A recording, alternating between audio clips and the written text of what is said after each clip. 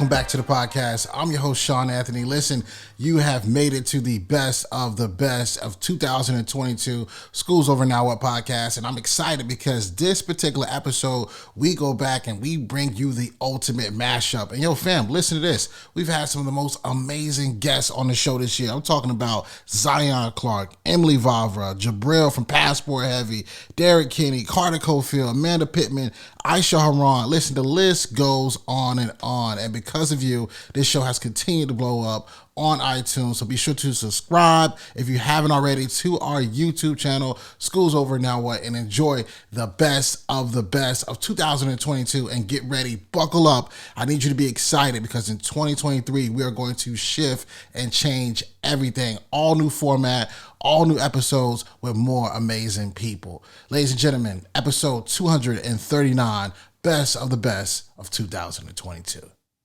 What advice would Barmel give? Be patient with yourself, especially if you're coming out of college and that's where you are in your life. Be patient with yourself because we are in weird times right now. But I think the most important thing for people to do is just begin where they are. And if there's a door that's not open for you, create the door for yourself. You know, there's so many ways through different platforms in order to structure a certain vessel for your space to be seen. And you have the opportunity to do that. So I think you need to seize that opportunity by knocking down doors, by showing people what you can do. That's sort of what I've had to do in my own way and just how I maneuver life in general. What advice would Carter Cofield give? It's really simple. School is not the end of your educational journey, it's the beginning of your educational journey. So many people think like, and I was one of them too, like once they graduate, like, oh, my learning stops now. No, like that's when your learning begins, right? School teaches you how to learn, right? That's the point, it teaches you how to learn. So now you have to take those learnings from school and start reading books, start going to workshops, start going to conferences, start putting yourself in rooms. So once I understood that school was not the end of my education, it was just the beginning, I started to level up and I started to replace entertainment with education. So for every hour of music, I replaced it with an hour of podcasting, with every hour of TV, I replaced it with an hour of reading. And I started to see myself level up beyond anything that school could take me because it's just it's the beginning of your educational journey and not the end. What advice would both of you give? One of my favorite historical figures is Rosa Parks.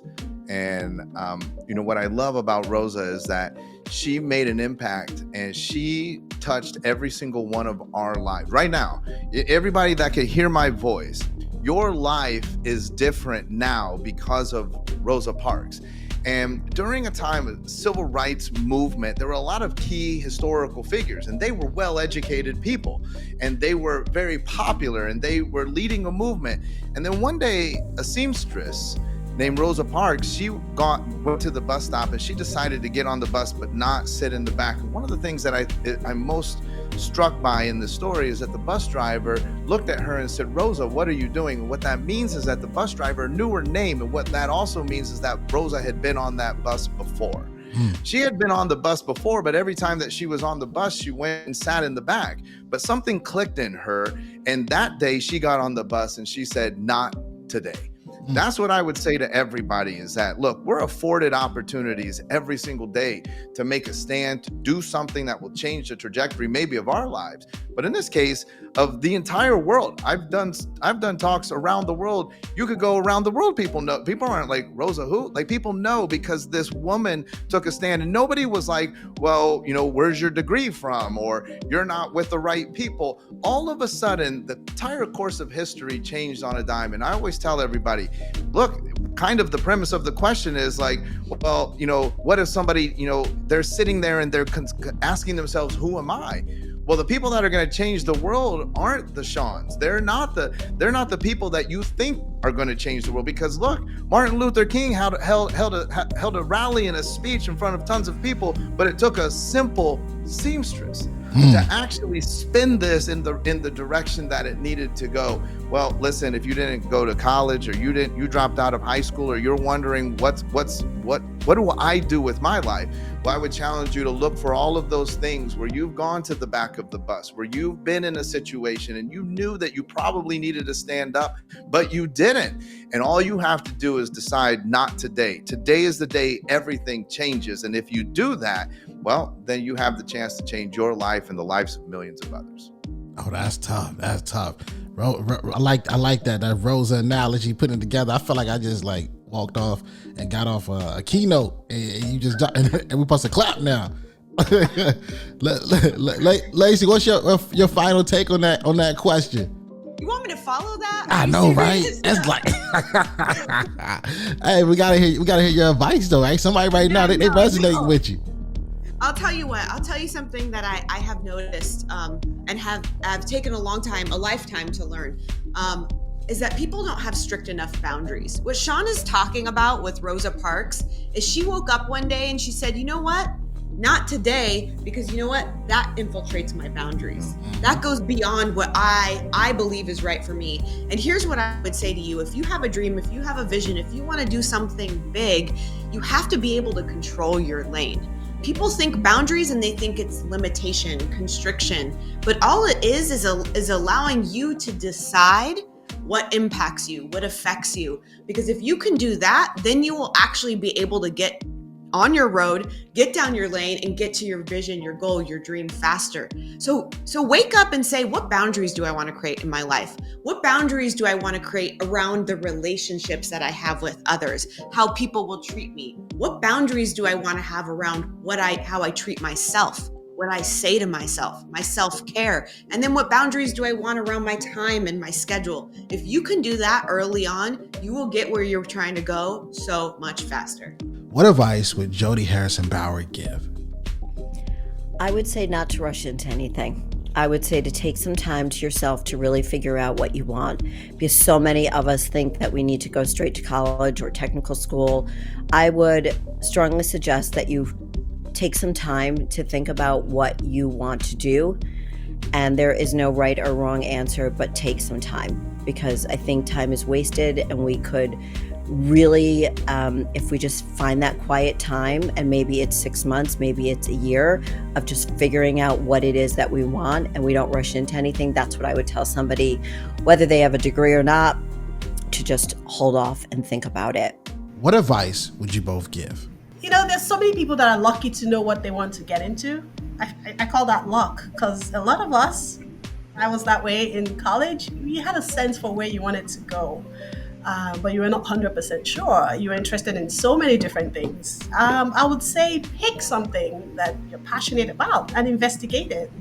You know, try to get a job within it to really, make sure it's what before, say you plan to go to grad school, but before you go further in this field, work in it and make sure it's the dream that you imagined. For example, I really used to be interested in supply chain, operations management. I wanted to work in an operations plant. I wanted to be involved in production directly. So I got an internship with American Greetings, a greeting cards company. And it was a learning experience. I realized that I didn't care so much for the plant work, but I loved the analytical part of deciding how to move goods, from one point to another, and how to improve on production. I really enjoyed that part, just not specifically there's nothing, that's fascinating for me. So I would say just, get that experience. Try your best to get, practical experience in an area you're interested in. You might not get what you're looking for, but you definitely get skills that will prepare you to get what you're looking for. What advice would Jessica give? Be inspired by people you see online and by stories you read, by books that you read. Be inspired. But I really think it's important for you to sit with yourself and, again, find that why. what is your why? Because unfortunately now I feel like a lot of people see someone's success on Instagram and they're like, I'm going to do the same thing. And it's like, no, that makes sense for that person. And it's okay to be inspired by something, but you really have to figure out what makes sense for you. I do believe that everyone has everything inside of them already to do absolutely anything that they want to do, but it's really important that you figure out what is your why, and that use that to guide you doing every single thing that you do going forward. What advice would Aysha give? You know, I've asked myself this exactly verbatim, like when I was graduating. And I have to start with a little bit of a story because the university that I went to specifically was known for their business co-op program. So they linked students up with real corporate jobs. And that was the whole reason I went to that school. And you have to apply for it in your first or in your second year with the grades of your first year.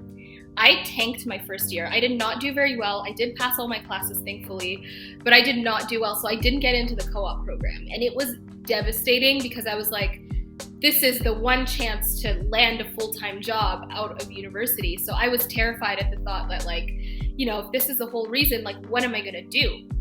So, thankfully I was able to get an internship anyways, the summer after, but, there's still that daunting fear of what am I going to do with my career? There's hundreds of people graduating with way more experience under their belt, corporate experience from co-op that I don't have now. So what am I going to do?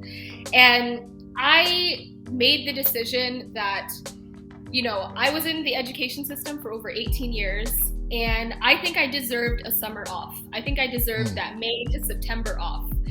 And that's what I gave myself. I said, okay, I love YouTube. I don't really see it as a job right now, but I'm going to commit to going full-time with YouTube, a full-time schedule, being consistent for 4 months, from May to September. And I told my parents this too, because they're African, and they were not about me just chilling at home after graduation. They wanted me to get a good paying job.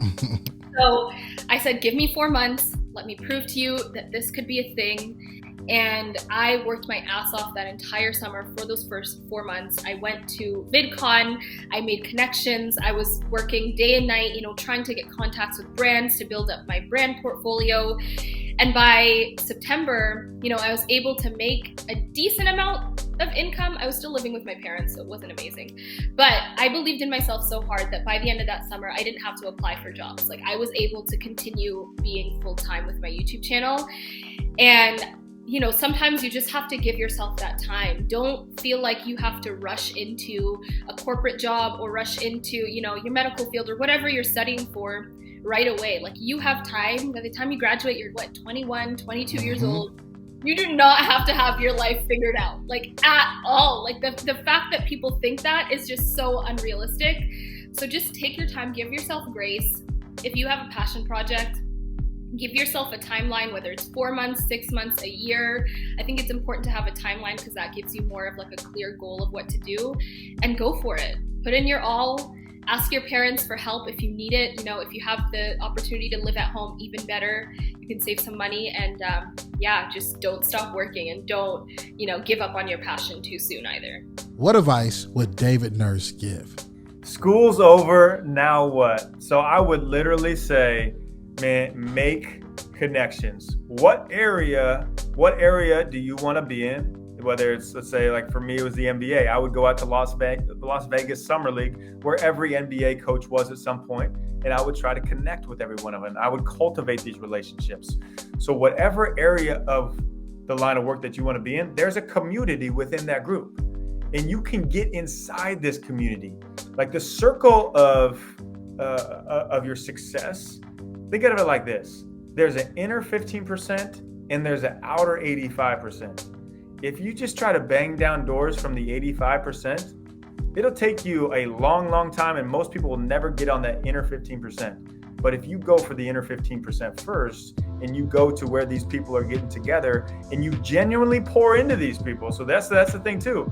You go in there and you build relationships, not for what they can do for you, but pour into these people, and it will all come back to you. So when you graduate college, when school's out, when you're done with school, don't just take the first thing that comes to you. Unless it's your dream job, don't just take the first thing that comes to you. Focus on building relationships, getting in these communities that you want to get into, and don't worry about making money. I've seen so many people that have taken a job because it has more money on it, and then they're miserable for the next 40 years of their life. Instead of being like, okay, I'm going to bet on myself. I'm going to understand I don't really even care about making money in my 20s. I want to build these relationships. And you're coming from college. You can live off ramen noodles. You're not like, you don't have any responsibilities. Build it up to the point that then when you're in your 30s and 40s, and it's all coming back into you. So I would say those two things are the most important things when school's up that I did, and I wish I would have focused on even more so. What advice would Jabril give? It's a beautiful question. I'll answer it in two parts. I do feel, I feel jobs. I'm a big advocate of working jobs, but working jobs with a purpose, right?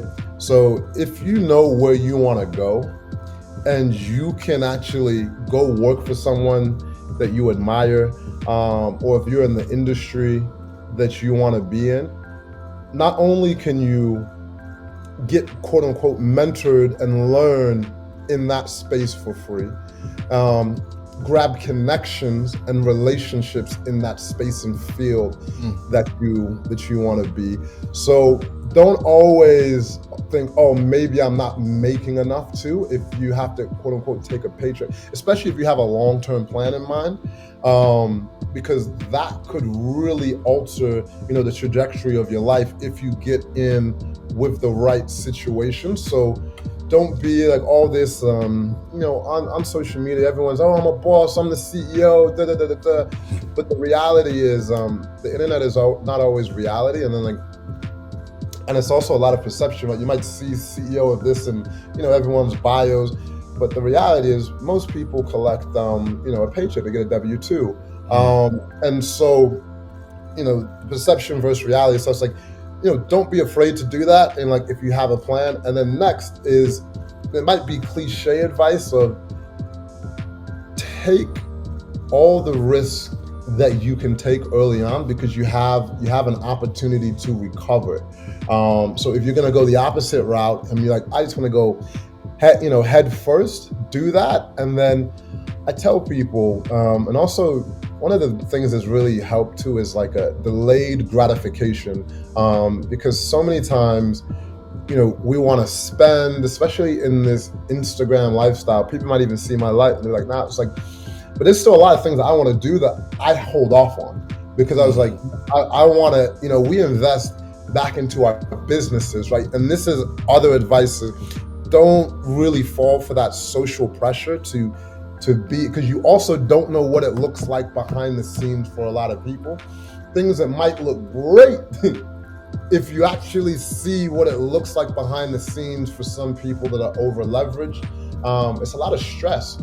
And so don't fall. And then you also have, once you start going that route, it's like you have to live up to that level, where some people that look like they're not moving as fast, you'll see like, oh my God, how did they actually move so fast? Because they've built such a strong foundation in what it is that they're doing. So like for some of our companies, we didn't take a single profit for like 2-3 years. We just kept reinvesting, back into the business. And like so that's like leaving school. And then the other thing is, if you have the opportunity to travel and see some of the world, because chase happiness, because that is something that will never ever fail you. I see too many people just chasing the money, but if you set yourself up for chasing freedom,